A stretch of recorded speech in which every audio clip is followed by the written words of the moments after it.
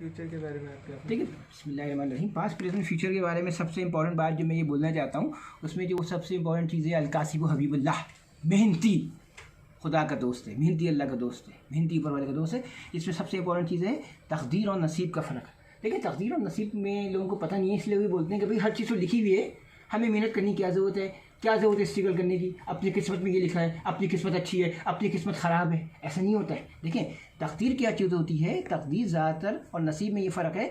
तकदीर एक ऐसी चीज़ है जो कि बनी हुई है, जैसे हम कहाँ पैदा हुए, हमारा क्या रिलीजन था, हमारे फादर मदर सिस्टर ब्रदर, अपनी पैदा होने का वक्त, हम किस जगह पैदा हुए, हमारा समझ गए ना, हम किस कंट्री में पैदा हुए, किस जगह, तो ये सब चीज़ें लिखी हुई थी, ये आपकी तकदीर में आ गई। मेरी बात समझ रहे हो ना आप भी समझो, अच्छी तरह समझो, ये तो समझ तक कम है। तो नसीब क्या होता है, नसीब ये होता है इस पर हमारा, तकदीर में हमारा कोई इख्तियार नहीं है, मगर नसीब में हमारा कदम कदम पर इंसान के सामने सही और गलत फ़ैसला जब होता है ना, तो ऐसे फ़ैसले इंसान जिस पर इंसान का अपना इख्तियार होता भी है नहीं भी होता है, सही है ना, तो इसको हम अच्छा भी करते हैं बुरा भी करते हैं। तो नसीब इंसान अपनी मेहनत से बनाता है, क्या होता है, और नसीब इंसान अपनी मेहनत से बनाता है। इंसान के जो ये सब फैसले होते हैं ये नसीब कहलाते हैं। आपको कोई चीज़ पसंद नहीं आई, आपने अपनी बीवी को डाइवर्स कर दिया, आपने अपने हस्बैंड से खुला ले ली, दूसरी बीवी ले आई, 3 शादियाँ कर ली, ये सब आपके अपने फैसले हैं। क्या आप शादियाँ मैनेज कर सकते हो?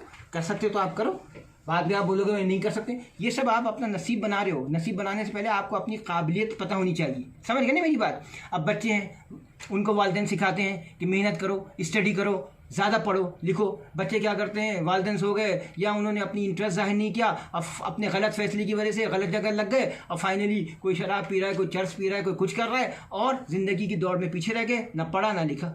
ये क्या हुआ, ये इनकी गलती हुई, ये नसीब हुआ। गलत तरीके से लोग एक दूसरे को डॉज दे रहे हैं, और समझ गए ना, करप्शन हो रहा है, गलत ख्वाहिशों की वजह से क्या हो रहा है, पैसा कमा रहे हैं, तो क्या होता है, नसीब होता है। कभी कभी इंसान मेहनत भी करता है, मगर वो लोग बोलते हैं भाई मैं पीछे रह गया। नहीं, ऐसी बात नहीं है। अल्लाह ताला कभी भी ऐसा किसी का बुरा नहीं चाहता है।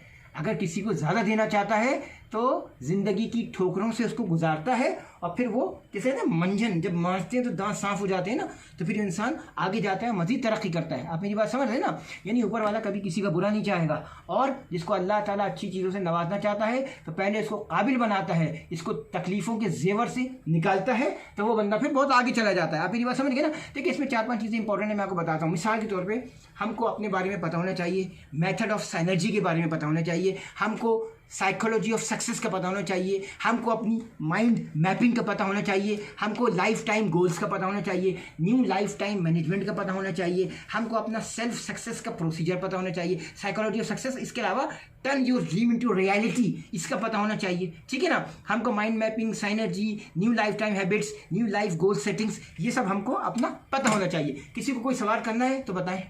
सर ये साइनर्जी के बारे में थोड़ा, साइनर्जी के बारे में क्या साइंस क्या बोला आपने? साइनर्जी के देखिए साइनर्जी ये होती है, मिसाल कभी छोड़ कर बता ना, आपने कभी देखा कि एक जब मौसम चेंज होता है, रशिया से या किसी दूसरी कंट्री से बहुत सारे परिंदे एक जगह से दूसरी जगह जाते हैं, हज़ारों की तादाद में होते हैं, लाखों की तादाद में होते हैं, ग्रुप में जाते हैं। कुछ बंदे अगर कुछ परिंदे गिर गए, कुछ हो गया, ये साइनर्जी है। ये क्या है, साइनर्जी है। परिंदों किससे हम लोगों ने सीखा है, साइनर्जी। अंगूर का गोल गुच्छा, आप देखो 4-5 अंगूर ऐसे पड़े, उनकी कोई औकात नहीं है, मगर जब वो सब मिल जाते हैं खानदान वाले तो एक ग्रुप बन जाता है अंगूर का गुच्छा, समझ गए ना। साइनर्जी भी है, पावर, लोगों से मिल के रहना, समझ गए ना, इसको कहते हैं साइनर्जी। मेथड ऑफ साइनर्जी हमने परिंदों से सीखी है।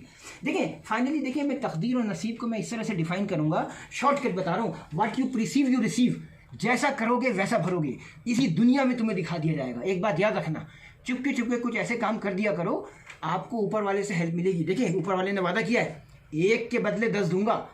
खामोशी से किसी की हेल्प करोगे तुम्हें 1 से 10 मिलेगा, उससे भी आपका नसीब अच्छा खुलेगा। मिसाल के तौर पे होटल के बाहर कुछ गरीब लोग बैठे हैं, छप्पड़ में आपने जाके उनको खाना खिला दिया, भूखे हैं बेचारे। मैं एग्जांपल दे रहा हूँ ना, कभी आपने क्या किया, मेडिकल स्टोर में किसी लोग रो रहे हैं, किसी को दवाई दिला दी। मैं एग्जांपल दे रहा हूँ आपको, अपने नसीब अच्छे करने के तरीके बता रहा हूँ। स्कूल में कभी बच्चों को यूनिफॉर्म दिला दिया, किसी बच्चों को टिफ़िन वगैरह, किताबें वगैरह दिलवा दी। आप मेरी बात समझ ना। राशन की दुकान में कभी किसी का आपने राशन वगैरह वो माफ़ करवा दिया, महीने के आखिर में आपने गरीबों की हेल्प कर दी। आप मेरी बात समझ ना। Old mans, old womens, kids, इन सब की हेल्प कर दी। नसीब अच्छा करने का बहुत सा अच्छा तरीका, सबसे अच्छा ये है कि आप किसी भी तरीके से आप हेल्प कर दें। देखिए तकदीर तो आपकी बन गई है, नसीब में आपकी अपने हार्ड वर्क, अलकासिब हबीबुल्लाह, मेहनती खुदा का दोस्त है। हार्ड वर्क के अलावा ये छोटी छोटी चीज़ें काम आती हैं, क्योंकि देखें दुआ किसी की भी लग सकती है, ठीक है ना।